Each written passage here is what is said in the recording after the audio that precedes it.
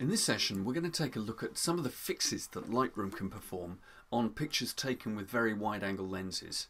The wide-angle lens, of course, is the mainstay of our kit as real estate photographers, and even if you use the best wide-angle lens in the world, they are still going to exhibit two phenomena. First of all, a slight distortion around the edges, creating slightly a circular effect on vertical lines. So you can see in this picture of mine here, I've got these lines that really should be represented as vertical and straight, and they're just starting to bow out slightly towards the edges of the picture. And I've also got a slight darkening effect in the corners of my picture. Now I'm going to slightly overdo this by using the vignette tool in Lightroom, but that's the kind of problem you see with the vignetting that happens with wide-angle lenses. And on the distortion side, if you really crank it up, and if you were to use a very cheap wide-angle lens, you might even see this kind of level of distortion appearing if you used a camera phone, for example. Now, I'm not saying that that's what you're going to encounter all the time, but every wide-angle lens, if there's no correction applied to it, will still exhibit some degree of distortion around the edges and also this fall off of light. I can demonstrate this rather more clearly with a very simple graphic. When you're shooting your image and you use a wide-angle lens, you're going to get this kind of thing happening. That's called barrel distortion. If you were to use a telephoto lens, you get the opposite, which is called Pincushion Distortion, and you'll see the vertical lines actually start distorting inwards. But our problem when shooting room sets, particularly which have for example shower doors or kitchen units, things like that, where they've got vertical lines that really need to appear straight, we're going to get this kind of thing happening with just about every wide-angle lens. So I'm going to show you how to fix it with Lightroom on the fly, first of all manually, and secondly as an automatic preset, which is really invaluable to your workflow. So I've opened up this image, which I think demonstrates a lot of the problems of shooting with a very wide-angle lens, particularly interiors. And you can see immediately the slight bowing out effect on the shower frame here, and as we get to the edges of the picture, the checkerboard pattern of the tiling is distorting as well. So let's have a go at fixing this image manually first in Lightroom. If you scroll down on the right hand side to the Lens Corrections tab and open that, you'll find a couple of really useful controls for sorting out wide-angle images in particular. So let's look at distortion first of all.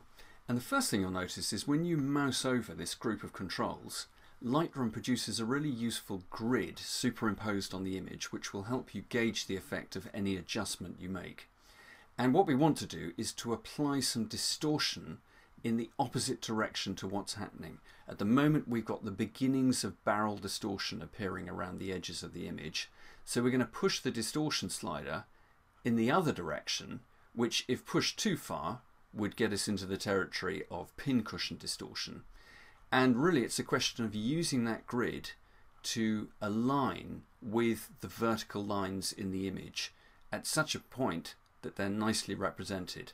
Don't worry about what's happening right at the edge of the image. I'm using the grid right now to just align the shower door, for example, and the lines of tiles and get those nicely represented. And I'm going to settle for about 15. Now, you'll of course have noticed that in doing that, we've actually pulled in the image quite a lot to correct the distortion. So we could just go to the crop tool and snoot this image down to the actual image area. But fortunately, Lightroom includes this scale command, which is really useful because we can simply dial up a little bit more scale. It's expressed in percentage form. So if I go to 105%, I can just enlarge that image sufficiently so that it goes edge to edge.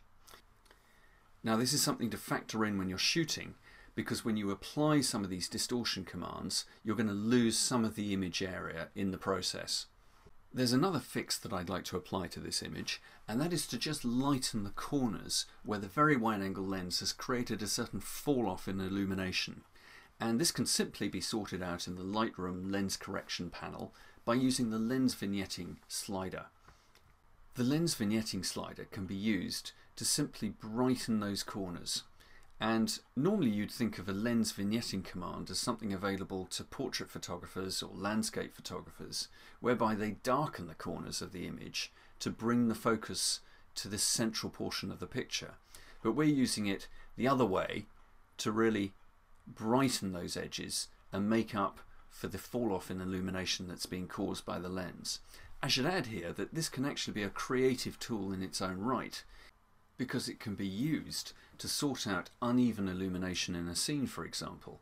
If your fill light hasn't quite got to the corners of the image, then you could certainly use the lens vignetting tool as a way of remedying that. So while it's ostensibly to sort out lens problems, it can be used as part of your general adjustments to your image as well.